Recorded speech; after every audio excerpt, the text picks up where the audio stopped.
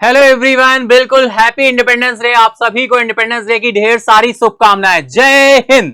बिल्कुल आप सभी को जय हिंद डियर। फटाफट से कनेक्ट हो जाए, लिंक को शेयर कर देंगे एक बार अपने दोस्तों के साथ, फ्रेंड के साथ, ताकि वो भी कनेक्ट हो सके। ये इंडिपेंडेंस डे हम कैसे सेलिब्रेट करने वाले हैं, तो सेलिब्रेशन बहुत ही धमाकेदार होगा डियर। बिल्कुल फटाफट से कमेंट बॉक्स में आ जाइए, लिखना शुरू करिए। आप अपने देश प्रेम के लिए जो कुछ भी लिखना चाहते हैं दिल खोलकर लिखिए, कमेंट बॉक्स ओपन है। आप कोई सॉन्ग लिखना चाहते हैं, कोई स्लोगन लिखना चाहते हैं, या किसी जो हमारे फ्रीडम फाइटर्स हैं उनको सैल्यूट करना चाहते हैं, बिग सैल्यूट करना चाहते हैं, तो बिल्कुल फटाफट से कमेंट बॉक्स ओपन है, फटाफट से लिखना शुरू करिए। जो कुछ भी आप लिखेंगे वो खाली नहीं जाएगा। कल हम आपके साथ सेशन में जरूर कनेक्ट करेंगे लाइव, और फाइनली आपको दिखाएंगे कि आपने किसने क्या लिखा है।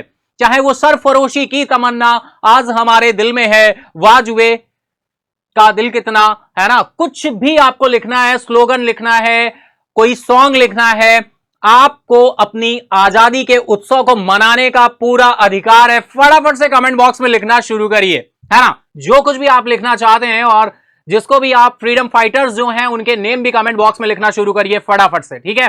तो चलिए हम लोग शुरू करते हैं आज के सेशन को। Happy independence day. बिल्कुल जो भी आप लिखेंगे आज वो कल हम आपके साथ स्क्रीनशॉट के फॉर्म में आपको दिखाएंगे कि किसने क्या लिखा है। कमेंट बॉक्स पूरा रंगा होना चाहिए, है ना, तिरंगे से। तो चलिए शुरू करते हैं, चलते हैं इंडिपेंडेंस डे के सेलिब्रेशन को शुरू करते हैं। पहले हम क्या करेंगे, फ्लैग होस्ट करेंगे और फिर देखते हैं कि किस तरह से क्या निकल कर आएगा। बिल्कुल जय हिंद, आप सभी को जय हिंद है ना, आप सभी को जय हिंद है। सारे जहां से अच्छा हिंदुस्तान हमारा, है ना, तुम मुझे खून दो मैं तुम्हें आजादी दूंगा, सरफरोशी की तमन्ना आज हमारे दिल में है। ऐसा कुछ भी स्लोगन है तो आप फटाफट लिखना शुरू करेंगे डियर। सभी आप सभी लिखेंगे फटाफट से। बिल्कुल, भारत माता की जय।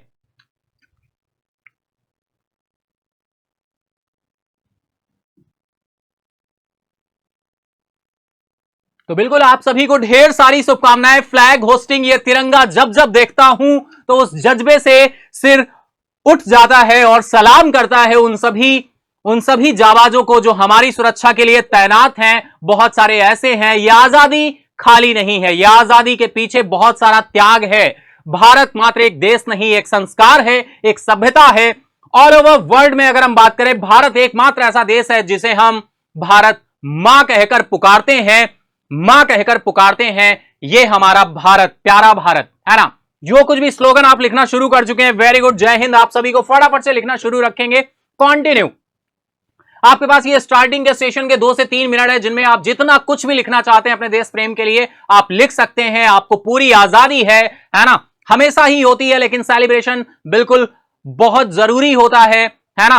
तो फटाफट, बिल्कुल जय हिंद आप सभी को। चलिए फटाफट इस तिरंगे के साथ ही हम लोग आगे बढ़े सेशन की तरफ डियर। अगर हम बात करें, है ना, तो चलो फिर से आज वो नजारा याद कर लें, शहीदों के दिल में थी वो ज्वाला याद कर लें, जिसमें बहकर आजादी पहुंची थी किनारे पे, देशभक्तों के खून की वो धारा याद कर लें। बिल्कुल जय हिंद।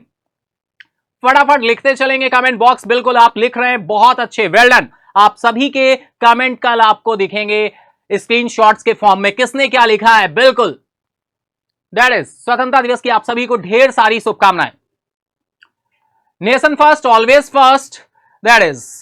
आओ झुककर सलाम करें, आओ झुककर सलाम करें उनको जिनके हिस्से ये मुकाम आता है। खुशनसीब होता है वो खून जो देश के काम आता है। जय हिंद, जय शहीद, जय भारत। इंडिपेंडेंस डे स्पेशल क्या होने वाला है वो भी बहुत ही इंटरेस्टिंग है। तो बिल्कुल फटाफट आप सभी लिखते चल रहे हैं। जो भी हमारे न्यू व्यूअर्स कनेक्ट हो रहे हैं फटाफट से लिखते जाएंगे, फटाफट लिखते जाएंगे। आप कोई स्लोगन लिखना चाहते हैं, कोई सॉन्ग लिखना चाहते हैं, है ना, वो सब कुछ आप लिख सकते हैं, जिसको भी ट्रिब्यूट देना चाहते हैं, जिसको भी याद करना चाहते हैं, तो इससे अच्छा मौका और कब होगा, है ना। बिल्कुल, चलिए दैट इज, तो इंडिपेंडेंस डे स्पेशल में क्या है, चलिए देखते हैं। कुछ ऐसे रिकॉर्ड्स हैं जो हमने बनाए हैं। पहला रिकॉर्ड निकल कर आ रहा है, India made Guinness record for synchronic waving of more than 78,000 national flags. जी हां, भारत ने 78,000 से अधिक राष्ट्रीय ध्वज एक साथ लहराने का गिनीज वर्ल्ड रिकॉर्ड बनाया। यह रिकॉर्ड कब बनाया, क्या इंपॉर्टेंस है, सारे पॉइंट्स वन बाय वन हम लोग डिस्कस करते हुए चलेंगे। तो चलिए, that is according to the Ministry of Culture, India entered the Guinness book of world record by simultaneously waving 78,220 flags, 78,220 flags at the Veer Kunwar Singh Vijayotsav. संस्कृति मंत्रालय के अनुसार वीर कुंवर सिंह विजयोत्सव के में एक साथ 78,220 झंडे लहराकर भारत ने Guinness book of world record में अपना नाम दर्ज कराया है। और आज आपको भी रिकॉर्ड में अपना नाम दर्ज कराना है। फटाफट से आप लिखते चलिए। ये सारे कमेंट्स इतने ज्यादा होने चाहिए कि आज तक इतने सारे कमेंट्स ना आए हो।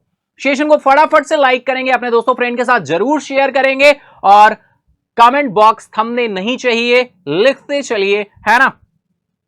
तुम मुझे खून दो, मैं तुम्हें आजादी दूंगा, सरफरोशी की तमन्ना आज हमारे दिल में है, इनकलाब जिंदाबाद, है ना। सारे जहां से अच्छा हिंदुस्तान हमारा, हम बुलबुले हैं इसके, ये गुलिस्तान हमारा, ठीक है, ये जो देश है मेरा, है ना। कितने भी सॉन्ग है, बहुत सारे सॉन्ग्स। चलिए इसी के साथ हम लोग आगे बढ़े। डियर देखें, according to the Ministry of Culture की बात करें तो India entered the Guinness book of world record by simultaneously 78,220 flags at the Veer Kunwar Singh Vijayotsav programme. और ये प्रोग्राम बिहार के भोजपुर में क्या किया गया था, आयोजित किया गया था। ये रिकॉर्ड कब बना था वो भी हम आपके साथ बिल्कुल डिस्कस करने वाले हैं, तो बिल्कुल कनेक्ट रहिए। सेशन को फटाफट से मैक्सिमम पार्टिसिपेंट्स तक शेयर कर देंगे, जिससे वो भी इस सेशन का लाभ उठा सकें और कनेक्ट हो सकें। दैट इज, देखते हैं dear, Guinness world record certificate says the most people waving flag was accomplished by Ministry of Home Affairs and Ministry of Culture, Government of India to commemorate आजादी का अमृत महोत्सव at जगदीशपुर भोजपुर बिहार 23 अप्रैल 2022। ये record बनाया गया था 23 अप्रैल 2022 को। 23 अप्रैल 2022 को ये रिकॉर्ड बना था, Guinness book of world record है। सर्टिफिकेट में क्या लिखा हुआ है, वेविंग फ्लैग्स वाज कंप्लीटेड, एक साथ इतने गेट टुगेदर के साथ 78,220 फ्लैग्स वेव किए गए थे। और यह रिकॉर्ड बना था 23 अप्रैल 2022 को जगदीशपुर में, भोजपुर, बिहार के जगदीशपुर के भोजपुर में, बिहार के भोजपुर के जगदीशपुर में यह रिकॉर्ड बनाया गया था 23 अप्रैल 2022 को। तो चलिए इसी के साथ आगे बढ़े। तो सेम स्लाइड आपकी हिंदी में अवेलेबल है। गिनीज वर्ल्ड रिकॉर्ड के प्रमाण पत्र में कहा गया है कि 23 अप्रैल 2022 को जगदीशपुर भोजपुर बिहार में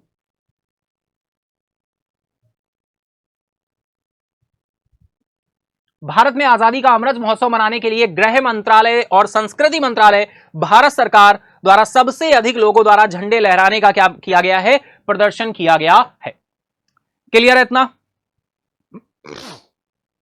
तो आई होप बिल्कुल इतना आपको क्लियर हो रहा होगा। इसी के साथ हम लोग आगे बढ़ते हैं। Pakistan had previously established a world record when 56,000 Pakistanis hosted the national flag at an occasion in Lahore roughly 18 years ago। ये अगर हम बात करें, ये रिकॉर्ड इससे पहले पाकिस्तान के पास था। पाकिस्तान ने इससे पहले विश्व रिकॉर्ड स्थापित किया था लगभग 18 साल पहले लाहौर में। एक अवसर पर 56,000 पाकिस्तानियों ने अपना राष्ट्रीय ध्वज फहराया था। और प्रेजेंट टाइम ये गिनीज बुक ऑफ वर्ल्ड का रिकॉर्ड किसके पास है, अपने प्यारे भारत के पास है। ठीक है, 23 अप्रैल 2022 का वो दिन जिस दिन ये रिकॉर्ड बनाया गया था। आपको डेट भी ध्यान रखनी है और आपको टोटल फ्लैग वेविंग भी ध्यान रखनी है। 78,220 कहां बनाया गया, बिहार के भोजपुर के जगदीशपुर में। आगे चले तो देखिए क्या बात हो रही है। 23 अप्रैल का दिन ही क्यों चुना गया ये रिकॉर्ड बनाने के लिए, क्योंकि 23 अप्रैल 1858 में वीर कुंवर सिंह ने फाइट की थी। फाइनल फाइट नियर जगदीशपुर में डिफीट किया गया था। द ईस्ट इंडिया कंपनी को डिफीट किया गया था। After removing the Union Jack का फ्लैग उतारकर जगदीशपुर फोर्ट में कुंवर सिंह डाइड हो गए थे सर्विस ऑफ द मदरलैंड। 23 अप्रैल 1858 को वीर कुंवर सिंह ने अपनी अंतिम लड़ाई जगदीशपुर के पास लड़ी, ईस्ट इंडिया कंपनी को हरा दिया। जगदीशपुर किले से यूनियन जैक का झंडा हटाने के बाद कुंवर सिंह मातृभूमि की सेवा में क्या हो गए थे? शहीद हो गए थे। इस वजह से ये इंपॉर्टेंट है 23 अप्रैल, इस वजह से इंपॉर्टेंट है 23 अप्रैल, और ईयर है 2022 जब हमने ये रिकॉर्ड बनाया। लेकिन 23 अप्रैल 1858 से इसका क्या कनेक्शन है, वो कनेक्शन आई होप आप यहां से समझ पा रहे होंगे। इतना क्लियर है तो फटाफट से एक बार कमेंट बॉक्स में यस कर दो, फटाफट से कमेंट बॉक्स में जय हो कर दो, जय हिंद कर दो, है ना। और सेशन को लाइक करते चलो फटाफट से, मैक्सिमम पार्टिसिपेंट्स तक शेयर भी कर देंगे, ठीक है। चलें इसी के साथ ही आगे। वेरी गुड, जय हिंद, आप सभी को जय हिंद है, आप सभी को जय हिंद है, आप सभी को ढेर सारी शुभकामनाएं हैं। चलिए नेक्स्ट चलें, तो नेक्स्ट रिकॉर्ड आ रहा है भाई, आप देख पा रहे हो अभी हाल ही में हमने आपके साथ कल ही डिस्कस किया था अरुणाचल प्रदेश में है ना, इतना कितने फिट का फ्लैग था जो लेकर रोड पर निकले थे लोग, है ना। लेकिन अगर हम रिकॉर्ड की बात करें तो over 50,000 people to hold 9 kilometre long tricolour, 9 kilometre लंबा तिरंगा लेकर कर्नाटक के धारवाड़ जिले में क्या हुआ था, एक रिकॉर्ड बनाया गया। विश्व रिकॉर्ड बनाने के लिए कर्नाटक के धारवाड़ में 50,000 से अधिक लोग 9 किलोमीटर लंबे तिरंगे को क्या करके पकड़कर निकले हुए थे और इन्होंने तिरंगा रैली निकाली हुई थी, ठीक है। 50,000 people hold 9 kilometre long tricolour in Karnataka Dharwad to create world record. तो ये भी अपने आप में रिकॉर्ड है। चलिए इसके बारे में और देखते हैं, इस रिकॉर्ड में और क्या पॉइंट आ रहे हैं। Over 50,000 people will carry 9 kilometre long and 9 feet wide tricolour, 9 feet चौड़ा और 9 किलोमीटर लंबा in a small taluk in Hubli's Dharwad district. Hubli, Karnataka के हुबली के धारवाड़ डिस्ट्रिक्ट में यह रिकॉर्ड बनाया गया था। 75th इंडिपेंडेंस डे का मौका था 15 अगस्त 2022। डियर, इससे पहले वाला जो रिकॉर्ड था वो 23 अप्रैल 2022 को बनाया गया और यह रिकॉर्ड बनाया गया था 15 अगस्त 2022 के दिन, यानी 75वें स्वतंत्रता दिवस पर हमने यह रिकॉर्ड बनाया था। Create a world record India 75th independence day on Monday 15th of August 2022। Same point आपका हिंदी में अवेलेबल है। कर्नाटक के हुबली के धारवाड़ जिले में एक छोटे से तालुका में 50,000 से अधिक लोग 9 किलोमीटर लंबे और 9 फीट चौड़े तिरंगे को लेकर चलेंगे। सोमवार 15 अगस्त 2022 को भारत के 75वें स्वतंत्रता दिवस पर यह रिकॉर्ड बनाया गया था। नेक्स्ट चले तो थर्ड रिकॉर्ड आ रहा है भाई, tallest flag pole. Tallest flag pole in the country, देश के सबसे ऊंचा ध्वज स्तंभ कहां पर है? तो अगर हम बात करें बाघा अटारी बॉर्डर जो है वो 360 फीट है, लेकिन अगर इसके साथ ही हम बात करें तो हमारा कर्नाटक के बेलगावी में जो है वो 361 फुट है। ओनली ऑन 1 फुट का डिफरेंस है। तो tallest flag pole in the country, सबसे टॉलेस्ट फ्लैग पोल कहां पर है? तो बिल्कुल हम देखते हैं, चलिए। Country's largest tricolor on the tallest flag post has been inaugurated at the Belagavi and Attari, यानी दो प्लेस आ रहे हैं बेलगावी और अटारी में, दोनों में 1 फुट का डिफरेंस है ओनली ऑन। सबसे ऊंचे ध्वज स्तंभ पर देश के सबसे बड़े तिरंगे का उद्घाटन बेलगावी और अटारी में किया गया है। बेलगावी कितना है? 361 फुट है, जैसा मैंने आपको बताया अभी। Belagavi in Karnataka is officially known as Belagavi unfurled the tallest national flag of India at Kotekira Lake front, which is 1 feet taller than one is Atari। Karnataka के बेलगाम को आधिकारिक तौर पर बेलगावी के नाम से जाना जाता है, बेलगावी के नाम से जाना जाता है आधिकारिक तौर पर, और बेलगाम बोलते हैं लोकल प्लेस के प्रोस्पेक्टस में। यहां कोटेकेरे झील के सामने भारत का सबसे ऊंचा राष्ट्रीय ध्वज फहराया गया, जो अटारी की तुलना में 1 फुट क्या है? ऊंचा है। बाघा अटारी बॉर्डर पे जो लगा है वो 360 फुट का है, लेकिन जो बेलगावी में लगा है वो फाइनली 361 फीट है, ठीक है। क्लियर है इतना पॉइंट? इतना क्लियर है सभी को? Very good. चलिए इसी के साथ नेक्स्ट चलें तो अटारी बॉर्डर पे 360 फीट ऊंचा है। Tallest Indian flag Attari, national flag mounted atop 360 feet pole with dimension 120 into 80 feet is the India's tallest flag. Country's largest tricolor on the tallest flag post has been inaugurated at the Indo-Pak Atari border in Amritsar। Indo-Pak Atari border कहां पर है? अमृतसर में है, पंजाब के अमृतसर में। Next चलें, same point आपका हिंदी में अवेलेबल है। बाघा अटारी बॉर्डर 360 फीट, सबसे ऊंचा भारतीय ध्वज अटारी 120 into 80, 360 फीट ऊंचे खंबे पर लगा राष्ट्रीय ध्वज भारत का सबसे ऊंचा झंडा है। अमृतसर में भारत पाक अटारी सीमा पर देश के सबसे ऊंचे ध्वज स्तंभ पर सबसे बड़े तिरंगे का उद्घाटन किया गया है।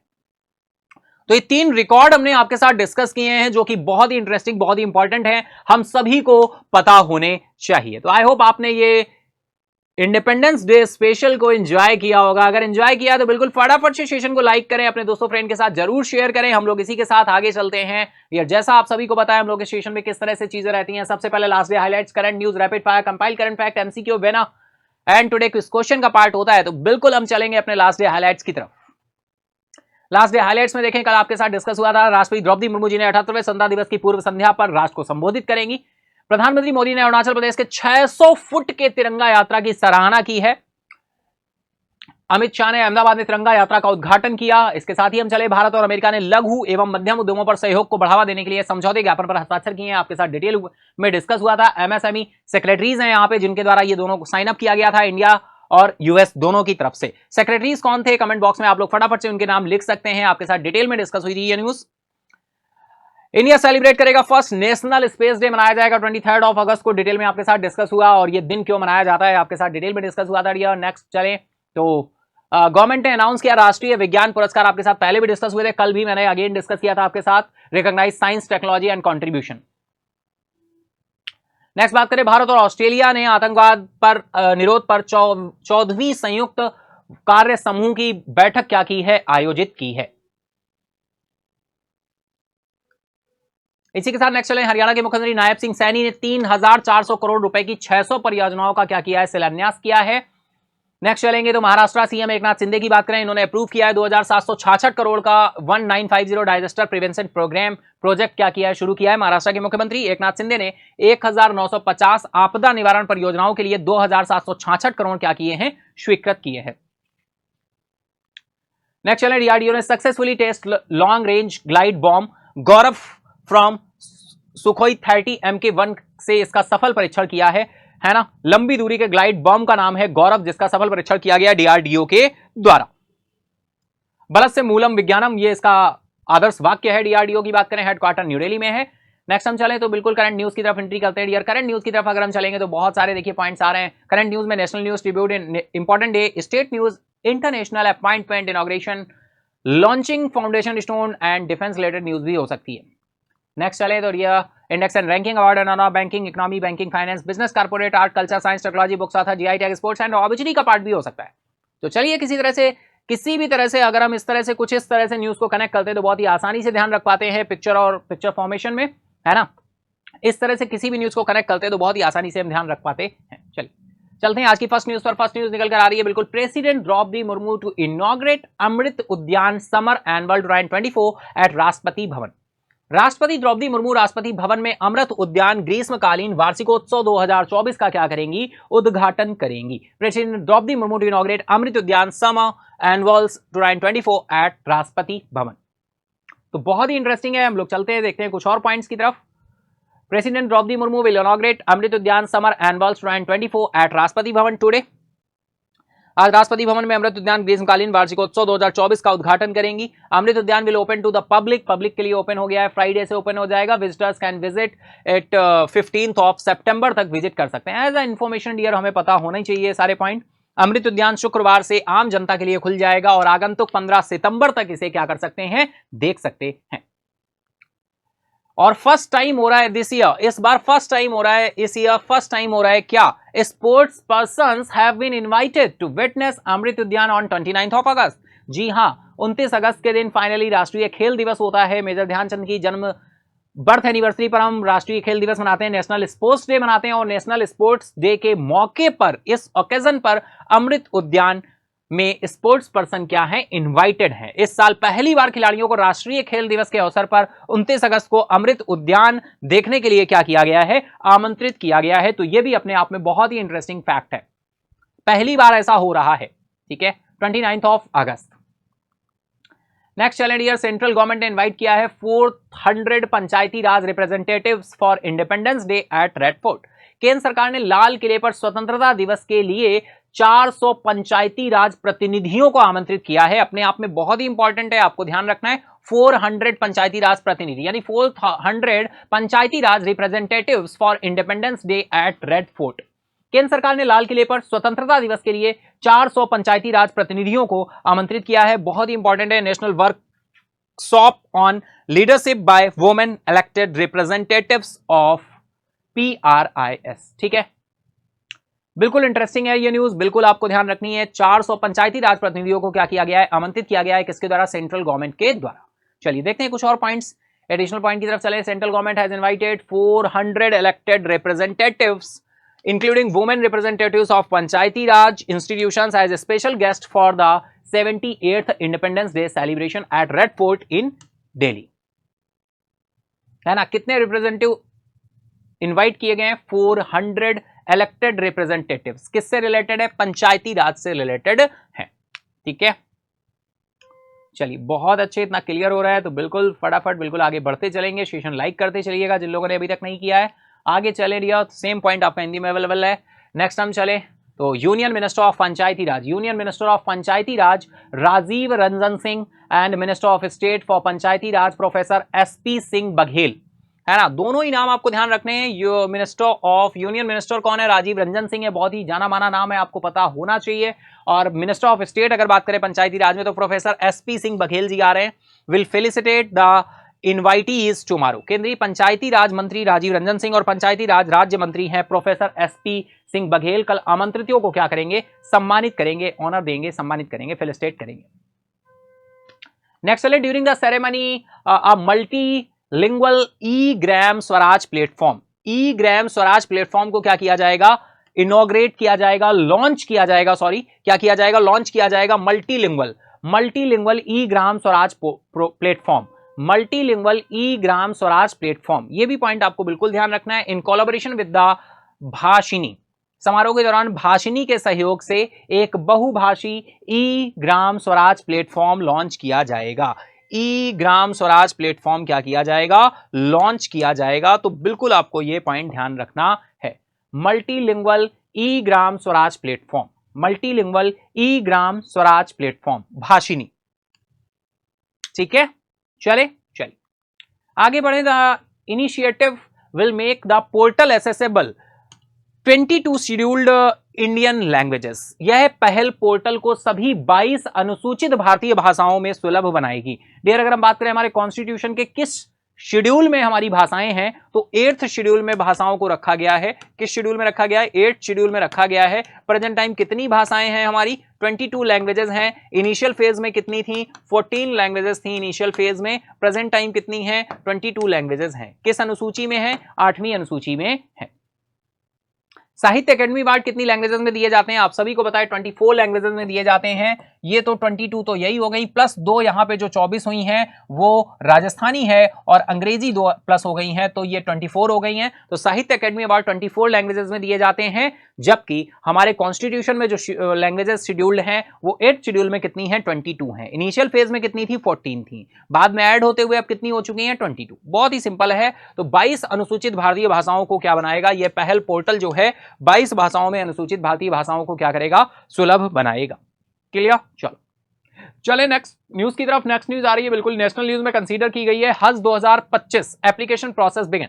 हज 2025 के लिए आवेदन प्रक्रिया क्या हो चुकी है, शुरू हो चुकी है। चलिए देखते हैं additional point. The application form for हज 2025 has been opened. People can apply till 9th of September। 9th of September तक फाइनली क्या कर सकते हैं, फिल कर सकते हैं। ओपन हो चुका है हज 2025 के लिए, आवेदन पत्र खुल ओपन कर दिए गए हैं। 9 सितंबर तक आवेदन कर सकते हैं। Minister of minority affair minister कौन है भाई, बताओ, फटाफट से आंसर करो, कमेंट बॉक्स में आंसर करो। Minister of minority affairs, minority affair minister कौन है बताइए, फटाफट बताइए, कमेंट बॉक्स में आंसर करिए आप सभी। ठीक है, फिर हम लोग चलते हैं इसके आगे की तरफ, फटाफट से आंसर करेंगे आप सभी। करो सभी करो, आंसर करो। चलिए चलते हैं आंसर की तरफ। ओके, ब्लर हो रहा है, अभी सही हो जाएगा। ओके देन चलिए सही हो। तो किरण रिजिजू जी है भाई, बहुत ही simple. Ministry of minority affairs Kiren Rijiju along with the minister of state for minority affairs George Kurian ji हैं, ये मिनिस्टर ऑफ स्टेट हैं। लॉन्च किया गया है Haj application 2025 in new Delhi yesterday, यानी न्यू दिल्ली में क्या कर दिया गया, एप्लीकेशन हज एप्लीकेशन 2025 को क्या कर दिया गया है, लॉन्च कर दिया गया है। सेम पॉइंट हिंदी में अवेलेबल है। नेक्स्ट चले तो mister Rijiju said, mister Rijiju ji ने क्या बोला है, Saudi Arabia has allocated a quota over 1.75 lakh to India for हज 2025। श्री रिजिजू ने कहा है सऊदी अरब से हज 2025 के लिए भारत को 1.7 लाख से अधिक 1.7 लाख से अधिक का कोटा आवंटित किया गया है। Mister Rijiju said Saudi Arabia has allotted a quota of over 1.75 lakh to India for Hajj 2025। ठीक है, चलिए फटाफट हम लोग इसी के साथ आगे बढ़ेंगे। 1.75 लाख ध्यान रखना है आपको। नेक्स्ट चले तो नेक्स्ट न्यूज निकल कर आ रही है एनएचए एंड एमयूएचएस। एनएचए और एमयूएचएस, अब भाई एनएचए और ये एमयूएचएस क्या है बिल्कुल हम लोग देखेंगे, तो परेशान मत होइए, बस थोड़ा सा सब्र बना के रखिए, अभी आपको पता चल जाएगा कि ये एनएचए और एमयूएचएस क्या है। ठीक है, एनएचए एंड एमयूएचएस हुआ क्या है। सबसे पहले ये देखो इन्होंने क्या साइन अप किया है, एक एमओयू साइन अप किया है भाई, एमओयू साइन अप किया है, memorandum of understanding MOU sign up किया है डिजिटल हेल्थ एजुकेशन से related. Digital health education support करेंगे Ayushman Bharat ABDM, Ayushman Bharat digital mission, ABDM Ayushman Bharat digital mission को क्या किया गया है इनके द्वारा, और डिजिटल हेल्थ एजुकेशन को बढ़ावा देने के लिए, ऑफर करने के लिए एमओयू साइन अप किया एनएचए और एमयूएचएस ने। चलिए देखते हैं, देखिए एनएचए क्या है, नेशनल हेल्थ अथॉरिटी है, नेशनल हेल्थ अथॉरिटी है, एंड एमयूएचएस क्या है, Maharashtra university of health science, Maharashtra university of health science. ठीक है, इनके द्वारा क्या किया गया है, साइन अप किया गया है, एक एमओयू साइन अप किया है, memorandum of understanding sign up किया है in the presence of union health minister JP Nadda के उपस्थिति में फाइनली एक ये एमओयू साइन अप किया गया है न्यू दिल्ली में। तो बिल्कुल ध्यान रखना है आपको। अब देखो न्यूज को कैसे कनेक्ट करोगे, एनएचए लिख लिया इधर आपने, है ना, और इधर आपने क्या लिख लिया, एमयूएचएस लिख लिया, बहुत ही सिंपल तरीके से। एमओयू साइन अप हुआ है, यहाँ पे एमओयू लिख लिया, एनएचए का फुल फॉर्म यहाँ पे लिख लिया आपने, यहाँ पे एमयूएचएस का फुल फॉर्म लिख लिया। किस वजह से किया गया है ना, तो आपने किस वजह से किया, अभी हमने लास्ट देखा था, देखो हेडलाइन में, डिजिटल हेल्थ एजुकेशन के लिए सपोर्ट करने के लिए। तो बिल्कुल आप यहाँ पे लिख लोगे क्या, डिजिटल हेल्थ मिशन सपोर्ट करने के लिए फाइनली क्या किया गया है, इसको लॉन्च किया गया, एमओयू साइन अप किया गया है। ठीक है, कहां पे हुआ है, न्यू दिल्ली में साइन अप हुआ है, JP Nadda ji health minister की प्रेजेंस में फाइनली एमओयू साइन अप किया गया है नेशनल हेल्थ अथॉरिटी और आपके Maharashtra university of health sciences के द्वारा।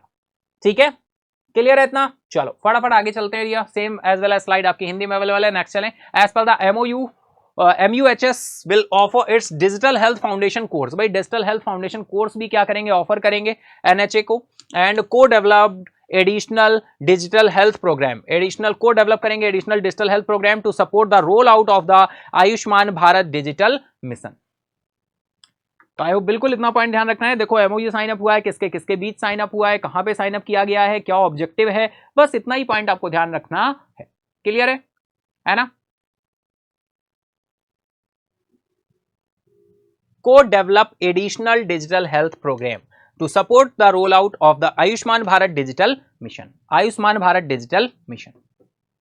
चलें, same as well as slide आपकी हिंदी में अवेलेबल है। समझौते ज्ञापन के अनुसार एमयूएचएस एनएचए को अपना डिजिटल स्वास्थ्य फाउंडेशन कोर्स प्रदान करेगा और आयुष्मान भारत डिजिटल मिशन के रोल आउट का समर्थन करने के लिए अतिरिक्त डिजिटल स्वास्थ्य कार्यक्रमों का सह विकास करेगा। ठीक है, चले, क्लियर है। नेक्स्ट चलते हैं, नेक्स्ट न्यूज आ रही है आपकी, बिल्कुल ये न्यूज अगर हम देखें, नेक्स्ट न्यूज आपकी स्टेट रिलेटेड न्यूज आ रही है, मणिपुर की बात हो रही है। मणिपुर की बात करें तो मणिपुर की कैपिटल आपकी इंफॉल हो जाएगी, है ना, Manipur Imphal. Manipur observes patriots day with tributes to Anglo Manipuri war martyrs. भाई एंग्लो मणिपुरी वॉर मैचर्स जो हैं उनके लिए 13 अगस्त को पैट्रियट्स डे मनाया है ना। किसने मनाया भाई, मणिपुर ने सेलिब्रेट किया है 13 अगस्त को patriots day. Let this day remind all Manipuris of our firm commitment to defense the dignity and integrity of our motherland Manipur। 13 अगस्त को ये डे मनाया गया है ना। तो अभी हाल ही में बताएंगे, इस तरह से क्वेश्चन बनेगा, अभी हाल ही में पैट्रियट्स डे किस राज्य के द्वारा मनाया गया है, नॉर्थ ईस्टर्न में, तो मणिपुर के द्वारा मनाया गया है। चलिए आगे चले, तो Manipur observed patriots day remembering those martyrs who laid down their lives during the Anglo-Manipuri War of 1891।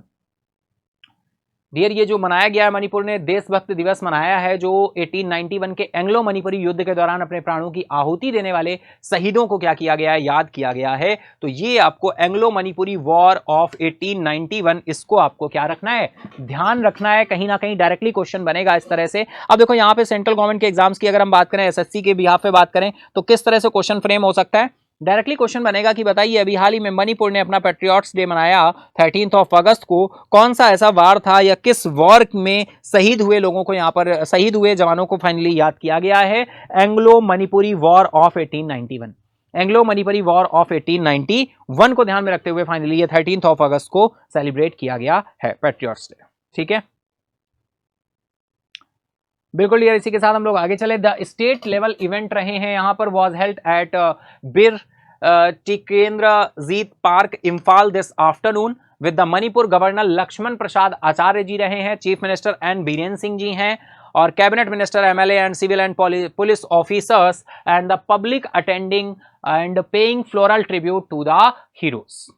ठीक है, मणिपुर के गवर्नर बिल्कुल ध्यान रखेंगे, लक्ष्मण प्रसाद आचार्य जी हैं, chief minister N Biren Singh ji हैं, है ना। तो ये जो प्रोग्राम रहा है फाइनली ये कहां पर, बिर तिकेंद्रजीत पार्क में रहा है, बिर तिकेंद्रजीत पार्क में ये इवेंट रहा है। ठीक है, क्लियर है इतना सभी को। चलिए फटाफट हम लोग इसी के साथ आगे बढ़े। तो सेम पॉइंट आपका हिंदी में अवेलेबल है। राज्य स्तरीय कार्यक्रम आज दोपहर इम्फाल के वीर तिकेंद्रजीत पार्क में आयोजित किया गया, जिसमें मणिपुर के राज्यपाल लक्ष्मण प्रसाद आचार्य, मुख्यमंत्री एन बीरेन सिंह, कैबिनेट मंत्री, विधायक, सिविल और पुलिस अधिकारी और आम जनता ने भाग लिया और वीरों को पुष्पांजलि अर्पित की है। इसके साथ ही हम लोग आगे बढ़ेंगे रियल। तो नेक्स्ट न्यूज आ रही है हमारी इंटरनेशनल न्यूज, और यहां पर बात हो रही है यूएस की। यूएस ने अप्रूव किया है $20 बिलियन का arm sales to Israel. $20 billion, तो अपने आप में बिल्कुल ये अमाउंट आपको ध्यान रखना होगा। अभी हाल ही में यूएस ने अनाउंस किया है, ठीक है, कल ही अनाउंस किया है, तभी हम आज आपके लिए लेकर आए। अमेरिका ने इजराइल को $20 बिलियन के हथियार बेचने की मंजूरी दे दी है भाई, है ना। यूएस ने कितने बिलियन डॉलर के, $20 बिलियन के यूएस ने अप्रूव किया है। और किसको ये हथियार बेचेगा, इजराइल को। ठीक है, किसको बेचेगा, इजराइल को। ठीक है, चलिए देखते हैं एडिशनल पॉइंट्स। अगर हम बात करें तो the US has approved a $20 billion arms sale to Israel including fighter jets and advanced air to air missile. भाई फाइटर जेट्स की बात हुई है, एयर टू एयर मिसाइल्स की बात हुई है ना। $20 बिलियन है, छोटा मोटा अमाउंट नहीं है। अमेरिका ने इजराइल को $20 बिलियन के हथियार बेचने का मंजूरी दे दी है, जिसमें फाइटर जेट और advanced air to air missile शामिल हैं। ठीक है, तो बिल्कुल ये पॉइंट फैक्ट आपको ध्यान करके रखना है। ठीक है,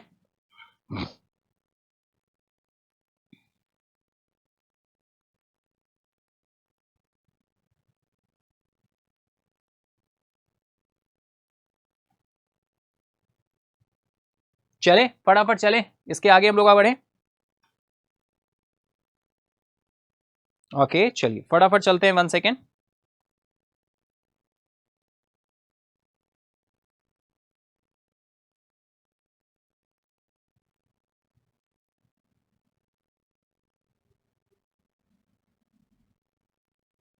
ठीक है,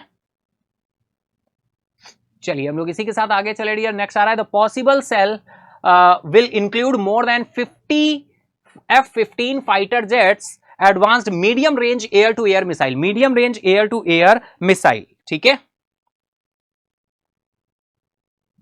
medium range air to air missile, 120 mm tank ammunition and high explosive mortars and tactical vehicles. अब देखिए ये बिल्कुल इंपॉर्टेंट पॉइंट तो इतना नहीं है, लेकिन एज अ इंफॉर्मेटिव है। इंक्लूडिंग मोर देन 50 F-15 फाइटर जेट्स, मोर देन 50, समझ पा रहे हो, 50 से ज्यादा फाइटर जेट्स देने की बात की है। Medium range air to air missile है, 120 mm टैंक एम्यूनेशन है, और इसके साथ ही high explosive mortars and tactical vehicles हैं। ठीक है, क्लियर है इतना पॉइंट? आई होप बिल्कुल इतना पॉइंट आप सभी को क्लियर होना चाहिए। ठीक है, यहां तक कोई दिक्कत है, यहां तक कोई दिक्कत है तो फटाफट से बताएंगे।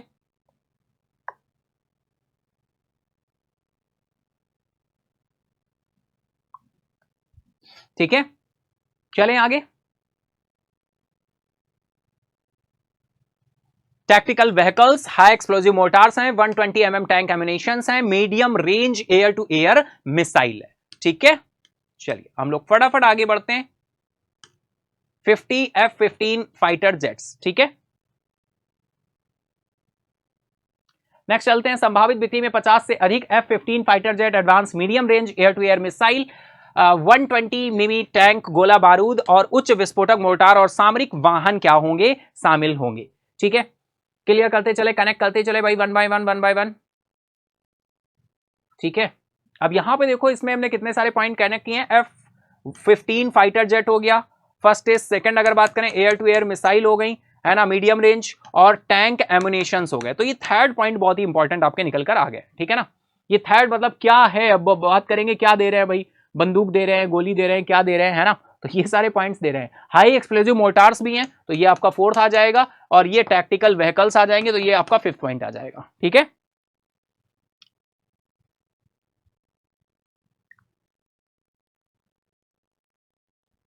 चलिए इसी के साथ हम लोग आगे चलते हैं। That is Indian Maldives renew MOU for training 1000 civil service officers. भारत और मालदीव ने 1000 सिविल सेवा अधिकारियों के प्रशिक्षण के लिए समझौते ज्ञापन को क्या किया है, नवीनीकृत किया है। डियर, आपको ध्यान होगा, हमने आपके साथ डिस्कस किया कि एक्सटर्नल अफेयर मिनिस्टर मालदीव की यात्रा पे गए हुए थे, और हमने आपके साथ बोला था कि बिल्कुल अभी ये यात्रा पे गए हैं, तो एज अ इंफॉर्मेटिव हम न्यूज आपके साथ डिस्कस कर रहे हैं, लेकिन ये यात्रा से वापस लौट कर आएंगे, कोई MOU साइन अप होगा तो हम आपके साथ बिल्कुल डिस्कस करेंगे। तो वो समय आ चुका है। देखिए, इंडिया ने मालदीव के साथ रिन्यू किया है, यानी पहले से भी ये एग्रीमेंट्स थे, लेकिन इनको फिर से रिन्यू किया गया है। MOU किए गए हैं for training 1000 civil service officers को क्या करने के लिए, ट्रेन करने के लिए, प्रशिक्षण के लिए समझौते ज्ञापन पर क्या हो गए, हस्ताक्षर हो गए हैं। ठीक है, चलिए देखते हैं डिटेल में। External affair minister S Jaishankar साहब and his Maldivian counterpart Moosa Zameer has renewed the memorandum of understanding for capacity building of 1000 Maldivian civil services officers during the period to 24 and 29। अब कैसे इसको कनेक्ट करोगे भाई, फटाफट से देखो, एक तरफ आपने इंडिया लिख लिया, दूसरी तरफ आपने मालदीव लिख लिया, ठीक है, और यहां पर फाइनली आपने MOU लिख लिया, और ये MOU किससे रिलेटेड हुआ है, मालदीवियन काउंटर पार्ट मूसा जमीर जी का नाम आपने ऐड कर लेना है। यहां पे मूसा जमीर जी का नाम आप ऐड कर लोगे। ठीक है, यहां पर आप external affair minister S Jaishankar साहब का नाम ऐड कर लोगे। यहां पे आप क्या लिख दोगे, यहां पे आप लिख दोगे 1000 मालदीव्स सिविल सर्विसेज ऑफिसर्स। इस तरह से आप कनेक्ट कर लोगे। यहां पे MOU आपने लिख ही दिया है। ठीक है, तो इस तरह से न्यूज को आप कनेक्ट कर लोगे। ईयर लिख दोगे, पीरियड कौन सा है, 2024 से 2029। ठीक है, 2024 से 2029। फटाफट से इतना पॉइंट समझ आया सभी को, बोलो भाई, फटाफट से बोलो।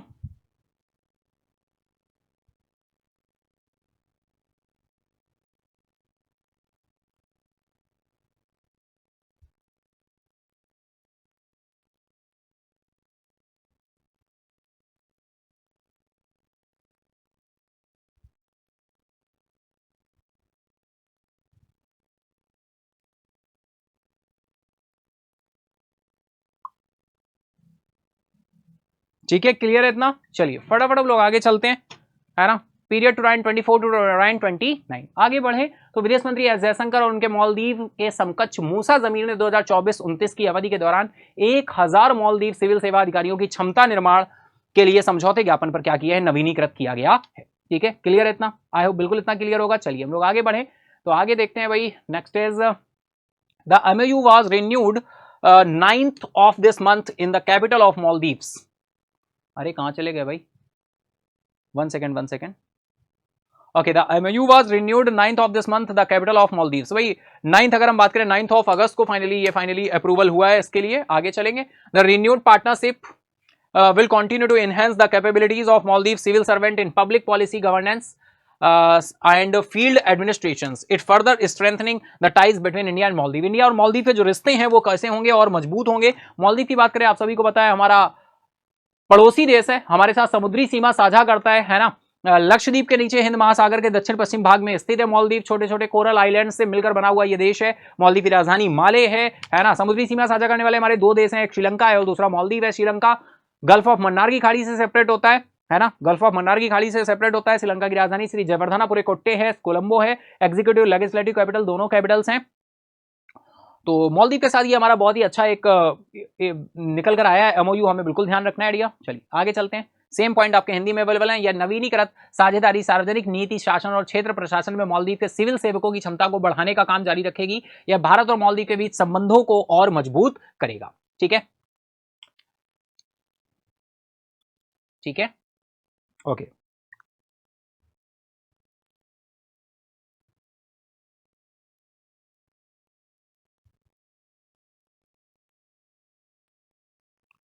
ठीक है, चलिए नेक्स्ट न्यूज देखिए। ये भी इंटरनेशनल न्यूज निकल कर आ रही है और ये इंटरनेशनल न्यूज आपकी आ रही है पाउल कैगमे, पाउल कागमे है ना। Paul Kagame became Rwanda's president, sorry Rwanda's president consecutively for the 4th term. भाई पाउल कागमे ने लगातार चौथी बार रवांडा के राष्ट्रपति बने। इन्होंने शपथ ग्रहण इनका हो गया है फाइनली। तो बहुत ही इंटरेस्टिंग न्यूज है, बहुत ही वन लाइनर है, आपको ध्यान रखना है। पाउल कागमे ने रवांडा के प्रेसिडेंट के रूप में लगातार चौथी बार क्या किया, इन्होंने शपथ ग्रहण किया है। चौथी बार इन्होंने शपथ ली है फाइनली। तो चलिए देखते हैं Rwanda's president Paul Kagame was sworn in for his 4th term after securing over 99% of the vote. Rwanda के राष्ट्रपति पॉल कागमे ने 99% से अधिक वोट हासिल करने के बाद अपने चौथे कार्यकाल के लिए क्या की है, शपथ ली है। ठीक है, तो इनका नाम ध्यान रखना है, डायरेक्टली पूछा जाएगा रवांडा के राष्ट्रपति के रूप में अभी हाल ही में किसने शपथ ली है, तो आपको नाम ध्यान रखना है पॉल कागमे। पॉल कागमे कितने बार, चौथा टर्म है इनका, है ना। आगे चले, the oath of office was administered by chief justice का भी नाम ध्यान रख लो तो बहुत ही अच्छा है भाई कि जिन्होंने इनको शपथ दिलाई है, Faustin Ntezilyayo, during which Kagame pledged to uphold peace, national sovereignty and national unity. मुख्य न्यायाधीश फॉस्टिन नेटजिलियाओ ने पद की शपथ दिलाई है, जिसके दौरान कागमे ने शांति, राष्ट्रीय संप्रभुता और राष्ट्रीय एकता को बनाए रखने का संकल्प लिया है। ठीक है, तो बहुत ही इंटरेस्टिंग न्यूज है। आई होप बिल्कुल इतना पॉइंट आपको क्लियर होगा। चलिए इसी के साथ आगे चले, तो मुझे लग रहा है बिल्कुल ओके, ये था हमारा आज का न्यूज का पार्ट। आई होप आप सभी ने बहुत अच्छे से एंजॉय किया होगा। एंजॉय किया है तो लाइक करें, अपने दोस्तों फ्रेंड के साथ जरूर शेयर करें। इसी के साथ हम लोग चलते हैं आज के रैपिड फायर राउंड में। रैपिड फायर राउंड में देखते हैं डियर, बहुत ही सिंपल सा आज पॉइंट मैं आपसे पूछने वाला हूं, है ना। कुछ दिन पहले अभी हमने इंटरेस्ट रेट्स और पॉलिसी रेट्स आपके साथ डिस्कस किए थे और आज मैं आपके लिए लेकर आया हूं रिजर्व रेशियो, यानी बहुत ही सिंपल सा रिजर्व रेशियो हम आपसे पूछने वाले। CRR परसेंट बताइए फटाफट से, है ना। तो CRR परसेंट फटाफट से कमेंट बॉक्स में बताइए। मैं इसका फुल फॉर्म यहां पे लिख देता हूं, कैश रिजर्व रेशियो। लेकिन डियर मैं बता दूं, ये इतना सिंपल पॉइंट है, मुझे नहीं लगता कोई ऐसा पर्सन होगा जिसे ये परसेंटेज नहीं पता है। अगर नहीं पता है भाई तो पता रखो, है ना, और पता कर लो आज के बाद। फिर फाइनली कभी भी ये नहीं भूलना, ये परसेंटेज आपको ध्यान रखने होते हैं। टाइम टू टाइम अपडेट जब होंगे तो मैं आपके साथ बिल्कुल डिस्कस करूंगा। तो CRR that is cash reserve ratio. ठीक है, तो फटाफट बताइए परसेंटेज कितना है कैश रिजर्व रेशियो का। देन इसके साथ ही सेकंड परसेंटेज, तो CRR परसेंट कितना है, 4.50% है in present. CRR calculated on, calculate किस पे होता है भाई, कैलकुलेटेड ऑन NDTL पे इसका कैलकुलेशन होता है। SLR आ रहा है, SLR का परसेंटेज आप बताइए फटाफट से, फुल फॉर्म क्या होता है, statutory liquidity ratio, statutory liquidity ratio. और SLR परसेंटेज कितना है भाई, 18%। ठीक है, CRR calculated on NDTL, SLR भी कैलकुलेटेड ऑन NDTL, SLR भी किस पे कैलकुलेट होता है, NDTL पे। और अगर मैं बात करूं तो कल मैंने NDTL टर्म आपके साथ डिस्कस किया था, डिमांड डिपॉजिट और टाइम एंड टर्म डिपॉजिट मैंने आपसे पूछे थे। Demand deposit that is CASA, time and term deposit RAFA. CASA stands for current account saving account, time and term deposit stands for RAFA, RAFA stands for recurring account and fixed account, है ना, बिल्कुल dear. तो CRR SLR दोनों ही reserve ratio है। CRR किसके पास हमें reserve करके रखना होता है, RBI के पास रखना होता है। किस फॉर्म में, कैश फॉर्म में। किस फॉर्म में, कैश फॉर्म में। ठीक है, कहां पे मेंशन है, तो ये RBI एक्ट 1934 के सेक्शन 42 में मेंशन है, सेक्शन 42 के फर्स्ट में मेंशन है ना। किसके ऊपर अप्लाई होता है, ये सभी के सभी ऑल शेड्यूल्ड कॉमर्शियल बैंक्स पर अप्लाई होता है, ऑल शेड्यूल्ड कॉमर्शियल बैंक्स पर अप्लाई होता है, सभी अनुसूचित व्यावसायिक बैंकों पर यह अप्लाई होता है। क्लियर है इतने पॉइंट्स, देखिए 1 2 3 4 पॉइंट ये ऐड किए हैं। चलिए SLR की बात करें तो SLR किस पे, SLR कहां पे रखना होता है, इटसेल्फ अपने पास रखना होता है। ठीक है, कहां किस पर अप्लाई होता है, ऑल बैंक्स, सभी बैंकों पर अप्लाई होता है, all banks and financial institution, और सभी के सभी फाइनेंशियल इंस्टीट्यूशन पर अप्लाई होता है। यहां पर जरूरी नहीं कि वो बैंक हो या ना हो, सभी पर अप्लाई होगा। इट्स सेल्फ यानी अपने पास, खुद के पास रखना होता है। किस फॉर्म में रखते हैं? तो डियर इसे हम कैश या लिक्विड एसेट के फॉर्म में भी रख सकते हैं, कैश एंड लिक्विड एसेट के फॉर्म में भी रख सकते हैं। ठीक है, ये कहां पर मेंशन है? तो ये मेंशन है भाई बैंकिंग रेगुलेशन एक्ट 1949 के सेक्शन 24 एंड 56 में, सेक्शन 24 एंड 56 में मेंशन है। तो यहां पर भी 4 पॉइंट्स निकल कर आए। कैलकुलेशन दोनों का ही एन डिटेल पर होता है। बहुत ही इंटरेस्टिंग तरीके से आपको ये सारा पॉइंट क्या पता होगा, क्लियर होगा। अगर क्लियर है तो बहुत अच्छी बात है, और अगर नहीं क्लियर है तो बिल्कुल आज से इसको क्या रखिए, ध्यान रखिए। ठीक है, चले चलो स्क्रीनशॉट लेना चाहते हो ले लो, फटाफट से ले लो, ले लो फटाफट से ले लो स्क्रीनशॉट।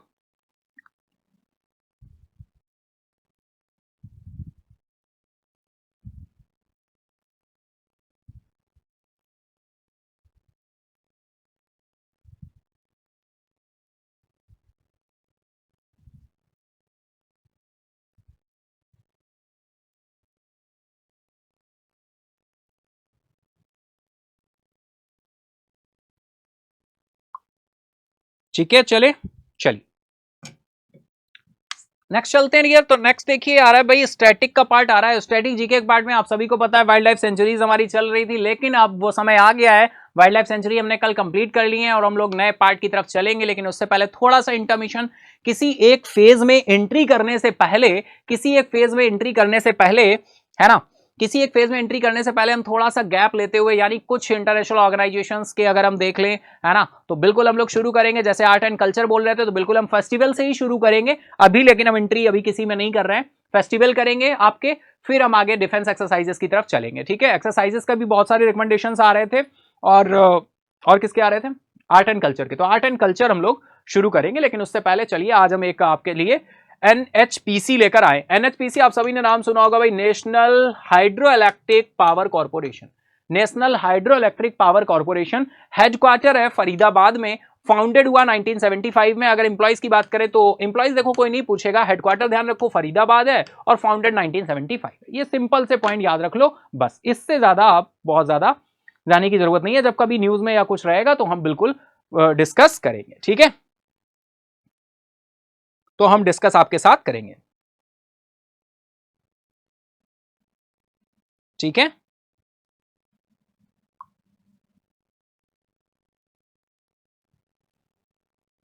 चलिए इसी के साथ हम लोग आगे बढ़े रियल। तो नेक्स्ट आ रहा है निकलकर, नेक्स्ट पॉइंट एमसीक्यू की तरफ चलेंगे। तो फटाफट से एमसीक्यू का सिलसिला शुरू करते हैं। चलिए चलें, बिल्कुल रेडी हैं आप सभी? तो चलिए आंसर करते चलिएगा फटाफट से। हम लोग चलते हैं फर्स्ट टेस्ट। तो ये रहा हमारा first MCQ.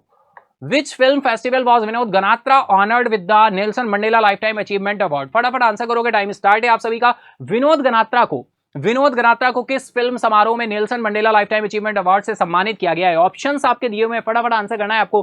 Cannes film festival है, 7th Nelson Mandela children's film festival है, टोरंटो इंटरनेशनल फिल्म फेस्टिवल है, या फिर बर्लिन इंटरनेशनल फिल्म फेस्टिवल है? तो फटाफट आंसर करो, टाइम स्टार्ट है आप सभी का, है ना। मेन कमेंट बॉक्स में फटाफट लाइव कमेंट बॉक्स में आंसर करते चलेंगे, फटाफट से आंसर करते चलेंगे।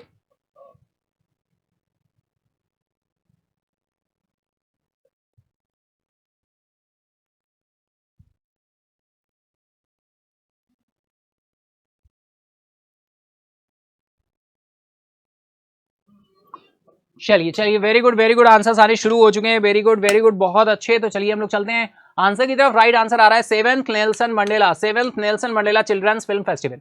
7th Nelson Mandela children's film festival. ठीक है, चलिए नेक्स्ट चलते हैं। What is the amount that the Rajasthan government plans to invest in the Maharana Pratap tourist circuit? भाई देखिए मैंने टिक कर दिया है, बिल्कुल कर दिया है भाई। देखो बहुत ही सिंपल है। आप कहोगे सर विनोद गनात्रा यहाँ पे दिया हुआ है कि इस फिल्म समारोह में Nelson Mandela life time achievement award से सम्मानित किया गया। यहाँ तो लिखा ही है 7th Nelson Mandela children's film festival. As a information है, देखो एक बार विनोद गनात्रा जी का नाम आपको फिर आ गया। अभी कल हमने परसों सेशन में डिस्कस ही किया था, आपसे पूछा था किसको दिया गया अवार्ड, तो वो बहुत ही अच्छा क्वेश्चन था। ये भी अच्छा है, किस नंबर के हैं? 7th Nelson Mandela children's film festival में फाइनली अवार्ड्स को क्या किया गया है? प्रदान किया गया है। चलिए आगे चलते हैं। What is the amount that the Rajasthan government plans to invest in Maharana Pratap tourist circuit? Rajasthan सरकार महाराणा प्रताप पर्यटन सर्किट में कितनी राशि निवेश करने की योजना बना रही है? 50 करोड़ है, 75 करोड़ है, 100 करोड़ है, 150 करोड़ है? बताओ फटाफट आंसर करो, टाइम स्टार्ट है आप सभी का। तो करते चलो, आंसर करते चलो फटाफट से। ठीक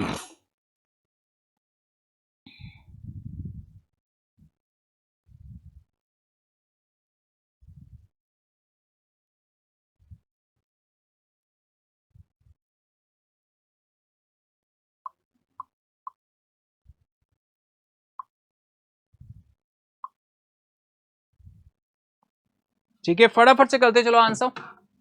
ओके, आंसर्स आने शुरू हो चुके हैं, चलते हैं आंसर की तरफ। राइट आंसर आ रहा है 100 करोड़। ऑप्शन सी आपका राइट हो जाएगा, 100 करोड़। ठीक है, चलिए नेक्स्ट चले। What is the amount that the Rajasthan government plans to invest in the Maharana Pratap tourist circuit? Option C right हो जाएगा, 100 करोड़। नेक्स्ट क्वेश्चन, निम्नलिखित में से कौन सा स्थान महाराणा प्रताप पर्यटन सर्किट में शामिल नहीं है भाई? Which of the following location is not included in the Maharana Pratap tourist circuit? बिल्कुल ब्लर हो रहा था, अब सही हो गया है, बिल्कुल डन है। चलिए वेरी गुड, यस आंसर करेंगे फटाफट, टाइम स्टार्ट है, बिल्कुल स्टार्ट है। उदयपुर है, चित्तौड़गढ़ है, जयपुर है, हल्दी घाटी है। फटाफट आंसर करो भाई, फटाफट से आंसर करेंगे आप सभी।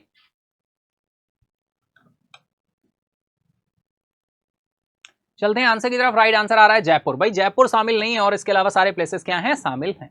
ठीक है, next question is Fitch ratings के अनुसार भारत के चालू वित्त वर्ष के लिए संशोधित वृद्धि पूर्वानुमान क्या है? What is the revised growth, what is the revised growth forecast for India's current fiscal year according to the Fitch ratings? Fitch rating के अनुसार भारत ने चालू वित्त वर्ष के लिए संशोधित वृद्धि पूर्वानुमान क्या है? 6.5% है, 7% है, 7.2% है, 7.5% है। टाइम स्टार्ट है, फटाफट आंसर करना शुरू करोगे तो बताओ भाई फिच रेटिंग के अनुसार भारत के चालू वित्त वर्ष के लिए संशोधित वृद्धि पूर्वानुमान क्या है? बिल्कुल अपडेट किया गया था इसको, आप सभी को पता है डियर, मैंने कई बार बताया। जैसे ही क्वार्टर कंप्लीट होता है ना आपका, जो देखो एक तो फाइनेंशियल ईयर रहेगा, फाइनेंशियल ईयर में आपके 4 क्वार्टर्स होते हैं, quarter first, quarter second, quarter third, quarter fourth. जैसे ही क्वार्टर कंप्लीट होता है वैसे ही फाइनली प्रेडिक्शंस क्या होने लगते हैं, अपडेट होने लगते हैं। ठीक है, वैसे ही प्रेडिक्शंस जो है अपडेट होने लगते हैं। तो फिच रेटिंग्स के लिए जो अपडेशन आया था वो कितना था, 7.2%। ऑप्शन सी आपका राइट है। फिच रेटिंग के अनुसार भारत के चालू वित्त वर्ष के लिए संशोधित वृद्धि पूर्वानुमान क्या है, 7.2% है। ठीक है, चलो नेक्स्ट क्वेश्चन आ रहा है। फिच रेटिंग्स के अनुसार 2024 के लिए नया वैश्विक विकास पूर्वानुमान क्या है भाई? 2.4 है, 2.5 है, 2.6, 2.7। फटाफट आंसर करोगे, टाइम स्टार्ट है आप सभी का, तो आंसर करना शुरू कर देंगे भाई। ठीक है, आज देखो फाइनली ये फ्लैग लेकर भी आ रहे हैं भाई साहब और क्वेश्चन के आंसर्स भी कर रहे हैं, है ना। यानी कर्म जरूरी है ना। Action speaks louder than words, कर्मों की ध्वनि शब्दों से ऊंची होती है, तो इसलिए काम नहीं छोड़ते हम लोग, है ना, सारी चीजें करते हुए फाइनली, है ना। आप देख पा रहे हो कैसे इन्होंने फ्लैग पकड़ा हुआ है। चलते हैं आंसर की तरफ। राइट आंसर है 2.6%। ऑप्शन सी आपका राइट हो जाएगा।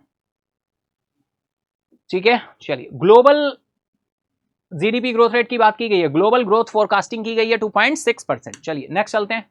महाराष्ट्र में किस बंदरगाह को हर मौसम में ग्रीनफील्ड बंदरगाह के रूप में विकसित किया जाना है? Which port in Maharashtra is set to be developed into an all weather greenfield port? Jawaharlal Nehru port है, मुंबई पोर्ट है, वाधवान पोर्ट है, या फिर नवी मुंबई पोर्ट है? फटाफट आंसर करोगे, टाइम स्टार्ट है क्या? बिल्कुल स्टार्ट है, चलिए बताइए। Which port in Maharashtra is set to be developed into an all weather greenfield port? ठीक है, तो फटाफट आंसर करेंगे। महाराष्ट्र में किस बंदरगाह को हर मौसम में ग्रीनफील्ड बंदरगाह के रूप में विकसित किया जाना है? जवाहरलाल नेहरू पोर्ट है, मुंबई पोर्ट है, वाधवान पोर्ट है, या फिर नवी मुंबई पोर्ट है? फटाफट आंसर करोगे, टाइम स्टार्ट है। हम लोग चलते हैं आंसर की तरफ। राइट आंसर है वाधवान पोर्ट। ऑप्शन सी आपका राइट हो जाएगा, वाधवान पोर्ट। ठीक है, चले चलिए चलते हैं नेक्स्ट क्वेश्चन की तरफ। नेक्स्ट क्वेश्चन आ रहा है, where will the first offshore wind terminals in India be developed? भारत में पहला अपतटीय पवन टर्मिनल कहां विकसित किया जाएगा? भारत में पहला अपतटीय पवन टर्मिनल कहां विकसित किया जाएगा? Maharashtra and Odisha, Karnataka and Kerala, Gujarat and Tamil Nadu, Andhra Pradesh and West Bengal? फटाफट आंसर करोगे, टाइम स्टार्ट है आप सभी का। Where will the first offshore wind terminals in India be developed? पहला अपतटीय पवन टर्मिनल कहां विकसित किया जाएगा? महाराष्ट्र, उड़ीसा, कर्नाटका, केरला, गुजरात, तमिलनाडु, आंध्र प्रदेश, वेस्ट बंगाल? फटाफट आंसर करो, फटाफट फटाफट फटाफट, फास्ट फास्ट फास्ट करते चलो भाई, आंसर करते चलो। चलेंगे आंसर की तरफ, चले करिए करिए, आंसर करिए। चलते हैं आंसर की तरफ। ये राइट आंसर यहां पर निकल कर आ रहा है, Gujarat and Tamil Nadu. Option C आपका क्या हो जाएगा, राइट हो जाएगा। Option C is right now. Next question is, Varanasi में लाल बहादुर शास्त्री अंतरराष्ट्रीय हवाई अड्डे के विकास की लागत क्या है? भाई बहुत अच्छा क्वेश्चन आपका निकल कर आ रहा है। What is the cost of the development Lal Bahadur Shastri international airport इन वाराणसी? 1500 करोड़ रुपए है, 2869 करोड़ है, 5000 करोड़ है, या 3500 करोड़ रुपए है? फटाफट आंसर करो, टाइम स्टार्ट है आप सभी का। ठीक है, तो चलिए बताइए क्या आंसर होने वाला है। वाराणसी में लाल बहादुर शास्त्री इंटरनेशनल हवाई अड्डे के विकास की लागत क्या है? 1500 करोड़ है, 2869 है, 5000 है, 3500 है, बताओ। करो भाई, आंसर करो, फटाफट से करो, है ना। फुल ऑन मस्ती हो रही है सेशन में, फुल ऑन मस्ती हो रही है कि नहीं, है ना। आप सभी ने जो भी अगर आपका कमेंट है बिल्कुल करिए। आप जिसको फ्रीडम फाइटर को याद करना चाहते हैं, आप कोई सॉन्ग डेडिकेट करना चाहते हैं, आप कुछ लिखना चाहते हैं, तो बिल्कुल लिखें। कल हम आपके साथ मेन कमेंट बॉक्स में जो भी आपने मेन कमेंट बॉक्स में भी बताएं आज का सेशन कैसा लगा, बिल्कुल बताइएगा, ठीक है। और आप अपने फ्रीडम फाइटर को जिनको याद करते हैं, पसंद करते हैं, वो बिल्कुल लिखें। उनके बारे में अगर आप कुछ लिखना चाहते हैं तो बिल्कुल लिखेंगे। और इसके साथ ही आप कोई सॉन्ग, कोई गीत याद करते हैं, है ना, जो आप गुनगुनाते रहते हैं या आज पूरे दिन गुनगुनाते रहेंगे, उसको भी आप मेन कमेंट बॉक्स में भी लिख सकते हैं, है ना। वो हम आपके साथ कल के सेशन में बिल्कुल स्क्रीनशॉट सारे के सारे लेकर आएंगे। तो बिल्कुल आपको हमें सेलिब्रेट करना है इस इंडिपेंडेंस डे को, है ना। चले आंसर की तरफ। राइट आंसर निकल कर आ रहा है 2869 करोड़ रुपए, 2869 करोड़ रुपए। देखिए डियर, ये छोटी छोटी सी चीजें होती हैं, ये हमें खुश करती हैं, हमें खास बनाती हैं, हमारे हर दिन को, हमारे टाइम को स्पेशल बनाती हैं। बोला जाता है ना, क्या बोलते हैं, हर पल को ऐसे जियो जैसे कि आखिरी हो, है ना, सॉन्ग है ना, बिल्कुल बोल ध्यान आ गया ना, बिल्कुल। तो उसी तरह से हमें लाइफ में रहना होता है, तभी हम लाइफ को एंजॉय कर पाते हैं, लाइफ को एक्सप्लोर कर पाते हैं, अपने आप को चेंज कर पाते हैं। नहीं तो समस्याएं तो तमाम हैं, हम समस्याओं के साथ अपने आप को खत्म करते जाते हैं, अपने आप को एग्जॉस्ट करते जाते हैं। लेकिन जो अपॉर्चुनिटीज हैं, जो अवसर हैं खुश होने के, आगे बढ़ने के, तरक्की करने के, खुशियां मनाने के, उन अवसरों को हमें ग्रैप्स करना चाहिए और आगे बढ़ते रहना चाहिए, है ना। चलिए बिल्कुल, चलिए नेक्स्ट क्वेश्चन की तरफ चलिए। How many self regulatory organisation for the NBFC sector will be recognised by the RBI? बताएं, एनबीएफसी क्षेत्र के लिए कितने स्वनियामक संगठन को आरबीआई द्वारा मान्यता दी जाएगी? 1 3 4 2, बताओ फटाफट आंसर करो। टाइम स्टार्ट है क्या? बिल्कुल स्टार्ट है। चलिए बताइए आंसर क्या होने वाला है। 1 2 3 4 2, how many self regulatory organisations for the NBFC sector will be recognised by the RBI? करेंगे आंसर फटाफट से आप सभी। हम लोग चलेंगे आंसर की तरफ, देखते हैं राइट आंसर क्या होने वाला है। तो चले, तो राइट आंसर निकल कर आ रहा है 2, ऑप्शन डी आपका राइट हो जाएगा 2, ठीक है। चलिए, on which date is world sickle cell day observe? विश्व सिकल सेल दिवस किस तिथि को मनाया जाता है? 18 of June, 19 June, 20 June, 21 of June? फटाफट आंसर करोगे। On which date is world sickle cell day observe? चलेंगे आंसर की तरफ, लेकिन उससे पहले आपको आंसर करना होगा। चलेंगे आंसर की तरफ, चले तो चलिए चलते हैं आंसर की तरफ। राइट आंसर निकल कर आ रहा है 19 ऑफ जून, ऑप्शन बी आपका राइट हो जाएगा 19 of June. Next question is, sickle cell रोग से निपटने के लिए भारत सरकार ने कौन सी पहल शुरू की है भाई? What initiative did the Indian government launch to combat sickle cell disease? करो आंसर। नेशनल हेल्थ मिशन है, national sickle cell anaemia elimination mission है, यूनिवर्सल हेल्थ कवरेज प्रोग्राम है, सिकल सेल ट्रीटमेंट इनिशिएटिव है, ठीक है। बताएंगे, आंसर करेंगे आप सभी, फटाफट से बताएंगे। What initiative did the Indian government launch to combat sickle cell disease? Sickle cell रोग से निपटने के लिए भारत सरकार ने कौन सी पहल शुरू की है? नेशनल हेल्थ मिशन है, national sickle cell anaemia elimination mission है, यूनिवर्सल हेल्थ कवरेज प्रोग्राम है, सिकल सेल ट्रीटमेंट इनिशिएटिव है। करो करो आंसर करो, फटाफट करो भाई। हमारी लॉजिकल थिंकिंग अप्रोच बिल्कुल अच्छी होती है जब हम क्वेश्चंस देखते हैं। कुछ क्वेश्चन फैक्चुअल होते हैं, कुछ कॉन्सेप्चुअल होते हैं और कुछ डिसीजन मेकिंग होते हैं। क्योंकि आ नहीं रहे होते हैं ना, तो डिसाइड करते हैं ऑप्शन ए करे या सी करे, ए और सी में से ही एक ऑप्शन होगा, है ना।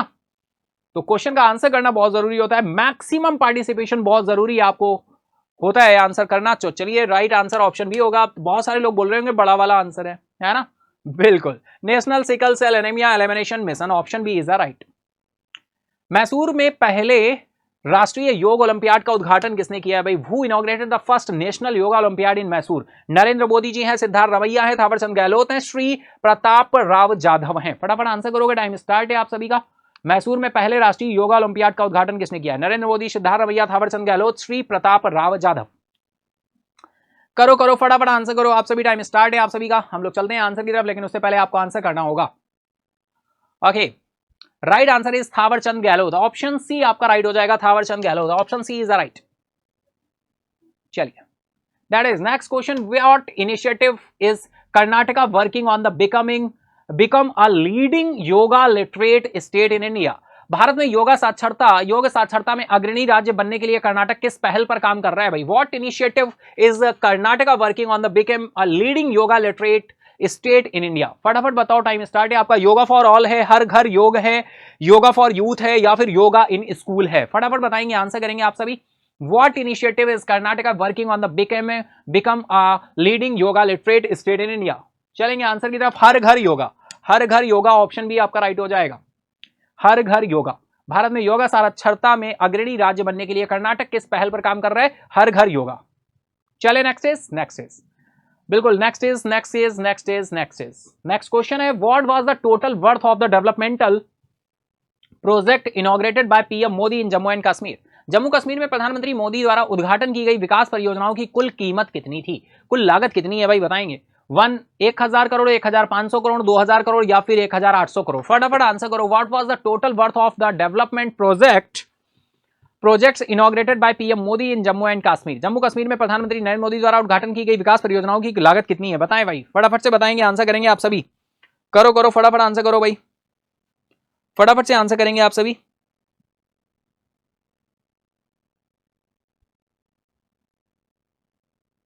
ठीक है, चलिए करिए, आंसर करिए भाई।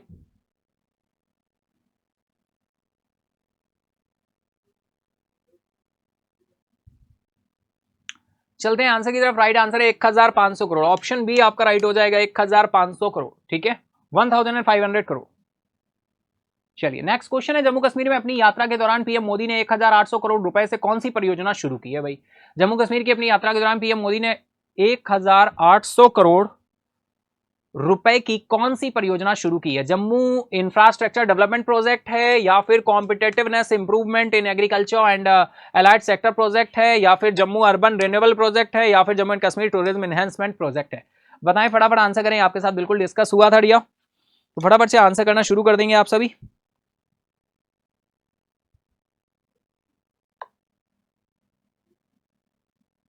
ठीक है,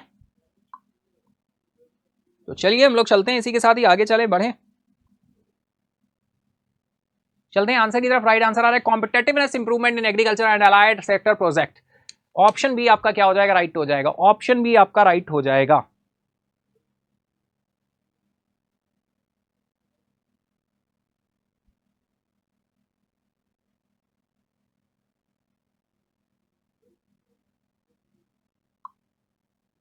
ठीक है,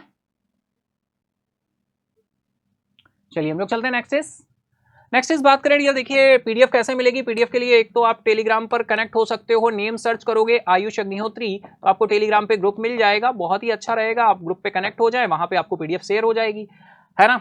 ग्रुप पर नेम सर्च करके भी जा सकते हो, नेम से अगर नहीं जा पा रहे हो तो आप एड्रेस ले लो, ईएम थिंक टैंक, ये एड्रेस है आपका, @EM think tank, without any space आप डायरेक्टली टाइप करोगे तो आप डायरेक्टली पहुंच जाओगे। ठीक है, ईएम थिंक टैंक। ठीक है, इस तरह से पीडीएफ यहाँ पे आपको शेयर कर दी जाती है। इसी के साथ ही हम लोग आगे चले रहिए। तो भाई फाइनली यहाँ पर कैसे आपको पीडीएफ मिल जाएगी? आपको देखिए सबसे पहले क्या करना है, यहाँ पर टाइटल दिया हुआ है, टाइटल के आगे फाइनली आप टाइटल डिस्क्रिप्शन मोर करेंगे एंड अगेन मोर करेंगे, देखिए डाउनलोड पीडीएफ के आगे लिंक लगा हुआ मिलेगा। लिंक अगर नहीं ऐड है तो हमारी टेक्निकल टीम जैसे ही ऐड करेगी आपको मिल जाएगा। लिंक पे टच करेंगे, एक नया पेज ओपन होगा, इस पेज पे जाएंगे, यहाँ पे डेट मिल जाएगी, आज की डेट पड़ी होगी, जाएंगे टाइटल डिस्क्रिप्शन मिल जाएगा, टाइटल डिस्क्रिप्शन पर टच करेंगे तो पीडीएफ डाउनलोड होनी शुरू हो जाएगी। ऊपर से स्क्रॉल करके आप देख सकते हो, पीडीएफ को ले सकते हो। ठीक है, इसी के साथ हम लोग आगे चले। तो बिना भाई कल का जो क्वेश्चन था उसका आंसर क्या होने वाला है? तो उसका राइट आंसर आपका क्या था? राइट आंसर था आनंद कृपालू। आनंद कृपालू राइट आंसर था, ऑप्शन बी आपका राइट था। ये क्वेश्चन था आपका, स्विगी के बोर्ड के अध्यक्ष और स्वतंत्र निदेशक के रूप में किसे नियुक्त किया गया है? विवेक सुंदर हैं, आनंद कृपालू जी हैं, दीपेंद्र गोयल जी हैं, या फिर कुणाल भावल जी हैं? है ना, फटाफट आंसर करेंगे आप सभी। तो राइट आंसर यहां पर निकल कर आया था आनंद कृपालू। आनंद कृपालू ऑप्शन बी राइट था। चलिए चलते हैं विनर अनाउंसमेंट की तरफ, देखें आज के विनर अनाउंसमेंट का हिस्सा कौन होने वाला है। वैसे तो आप सभी हमारे विनर हैं, और आज के विनर अनाउंसमेंट में देखते हैं कौन रिकॉग्निशन मिलने वाला है किसको। तो चलिए चलते हैं आज के फर्स्ट विनर की तरफ, देखते हैं आज के हमारे फर्स्ट विनर कौन होने वाले हैं। तो आज के फर्स्ट विनर निकल कर आ रहे हैं, ओके फर्स्ट विनर निकल कर आ रहे हैं, रिया अग्रहरी हैं, राहुल कुमार है, दीपेश धुए हैं। कॉन्ग्रेट्स, वेल डन, बहुत अच्छे। ये हमारे आज के फर्स्ट विनर है डियर, रिया अग्रहरी हैं, राहुल कुमार हैं, दीपेश ध्रुवे हैं। कॉन्ग्रेट्स डियर, वेल डन, बहुत अच्छे, है ना। दीपेश ध्रुवे हैं, राहुल कुमार जी हैं, रिया अग्रहरी हैं, कॉन्ग्रेट्स। चलिए चलते हैं इसी के साथ ही नेक्स्ट सेकंड विनर की तरफ। सेकंड विनर में देखते हैं कौन आ रहा है। सेकंड विनर में नाम निकल कर आ रहा है सलोनी साहू का, खुशबू शर्मा का और विकास का। सलोनी साहू, खुशबू शर्मा और विकास, कॉन्ग्रेट्स, वेल डन, बहुत अच्छे। सलोनी शर्मा, सलोनी साहू, सलोनी साहू, खुशबू शर्मा, विकास, कॉन्ग्रेट्स, वेल डन, बहुत अच्छे। ये हमारे आज के सेकंड विनर है डियर, कॉन्ग्रेट्स। चलिए इसी के साथ ही हम लोग चलते हैं आज के थर्ड विनर की तरफ, देखते हैं आज के हमारे थर्ड विनर कौन होने वाले हैं। तो थर्ड विनर में नाम निकल कर आ रहा है ज्योति कुमारी पटना से, एस्पिरेंट्स यानी भारत माली जी हैं और प्रतीक गुप्ता जी हैं। कॉन्ग्रेट्स डियर, वेल डन, बहुत अच्छे। ज्योति कुमारी पटना से और भारत माली जी हैं और प्रतीक गुप्ता जी हैं। कॉन्ग्रेट्स, वेल डन, बहुत अच्छे। ये हमारे आज के थर्ड विनर है। चलते हैं वॉलंटियर की तरफ। वॉलंटियर की 2 लिस्ट हैं आज। वॉलंटियर की फर्स्ट लिस्ट में नाम निकल कर आ रहा है माल्य अवस्थी का, चंदन दलाई का। माल्य अवस्थी और चंदन दलाई हमारे वॉलंटियर की फर्स्ट लिस्ट में है। कॉन्ग्रेट्स डियर, वेल डन, बहुत अच्छे। इसी के साथ ही हम लोग चलेंगे वॉलंटियर की सेकंड लिस्ट की तरफ। तो वॉलंटियर की सेकंड लिस्ट में देखें तो नाम किसका निकल कर आ रहा है, तो यहां पर नाम आ रहा है गुंजा विश्वकर्मा का, आर्या मीमांसा का, सरिता मौर्य का। गुंजा विश्वकर्मा, आर्या मीमांसा और सरिता मौर्य। कॉन्ग्रेट्स, वेल डन, बहुत अच्छे। ये हमारे आज के वॉलंटियर्स हैं। कॉन्ग्रेट्स। इसी के साथ चलते हैं आज के क्विज क्वेश्चन की तरफ, देखते हैं आज का क्विज क्वेश्चन क्या होने वाला है और क्या कुछ कहने वाला है। तो बिल्कुल क्विज क्वेश्चन का आंसर करेंगे आप लोग मेन कमेंट बॉक्स में, जैसा आप सभी को पता है हमेशा से करते आ रहे हैं। तो बिल्कुल देखते हैं आज का क्विज क्वेश्चन क्या होने वाला है। दैट इज, तो बहुत ही सिंपल सा क्विज क्वेश्चन निकल कर आ रहा है। Who is set to become the new chief minister of Mizoram. Mizoram के नए मुख्यमंत्री कौन बनने वाले हैं, कौन बन चुके हैं भाई। ये क्वेश्चन तो पहले का है, पुराना क्वेश्चन है, तो आपको बताना है मिजोरम राज्य के मुख्यमंत्री कौन है। जोरमथंगा है, लाल दुहोमा है, या फिर ललथनवाला है, या फिर जोरम सिंगलानी है, ठीक है, या फिर जोरम संगलियाना है, ठीक है। फटाफट आपको आंसर करना है मेन कमेंट बॉक्स में सेशन एंड अप होने के बाद। डियर, अगर हम बात करें इसके साथ ही आपकी जुलाई मंथ की जो क्लास थी, मंथली सेशन, वो हो चुका है, आप जाकर देख सकते हो। अगर आपको रिवाइज करना है जुलाई मंथ को तो आप कर सकते हो, ठीक है। प्लेलिस्ट बनी हुई है मंथली वाली, वहां पर वो ऐड है। मैराथन रहा था एक आपका दिसंबर में 31 ऑफ दिसंबर को रहा था। फाइनली इसमें पूरे दिसंबर को कवर किया गया था। नेक्स्ट हम इसके साथ बात करें, हाफ मैराथन रही है 2024 की, जो जनवरी से लेकर जून तक कवर किया गया। 600 क्वेश्चन आपके साथ डिस्कस हुए हैं, तो ये भी मैराथन आप जाकर कर सकते हो। तो ये था डियर हमारा आज का सेशन। आई होप आप सभी ने बहुत अच्छे से एंजॉय किया होगा। लेकिन एक बात बहुत जरूरी है, एंड अगेन आप सभी को हैप्पी इंडिपेंडेंस डे की ढेर सारी शुभकामनाएं। और इसके साथ ही इस आजादी के जश्न को मनाने का काम बिल्कुल आप करेंगे। मेन कमेंट बॉक्स में कोई भी सॉन्ग अगर आपको बहुत ही पसंद है देशभक्ति से रिलेटेड, तो वो सॉन्ग आप लिख सकते हो, टाइप कर सकते हो। जो भी आपके देशभक्त हैं जिनको आप याद करना चाहते हैं, फ्रीडम फाइटर्स हैं, उनको आप सैल्यूट करना चाहते हो, बिग सैल्यूट करना चाहते हो, तो आप मेन कमेंट बॉक्स में उनका भी नाम टाइप कर सकते हो। क्विज क्वेश्चन का आंसर तो मेन कमेंट बॉक्स में देना ही देना है। और इसके साथ ही सेलिब्रेट करना है पूरे दिन, कोई ना कोई है ना चीजें, इवेंट बहुत सारे होते हैं डियर। हमारी आजादी ऐसे ही खाली नहीं है, बहुत ज्यादा त्याग किया गया है, आप सभी जानते हैं। मैंने पहले ही बोला जैसे सेशन के स्टार्टिंग में, भारत ऑल ओवर वर्ल्ड में एकमात्र ऐसा देश है जिसे हम मां कहकर पुकारते हैं, भारत मां कहते हैं। तो एंड अगेन आप सभी को ढेर सारी शुभकामनाएं स्वतंत्रता दिवस की। अपनी स्वतंत्रता को मनाइए, इसके क्या मायने हैं, क्या मतलब है इसका, उसको समझने की कोशिश करिए और आगे बढ़िए। मिलते हैं हम कल फिर morning 7 AM। Thank you everyone, goodbye, take care and जय हिंद।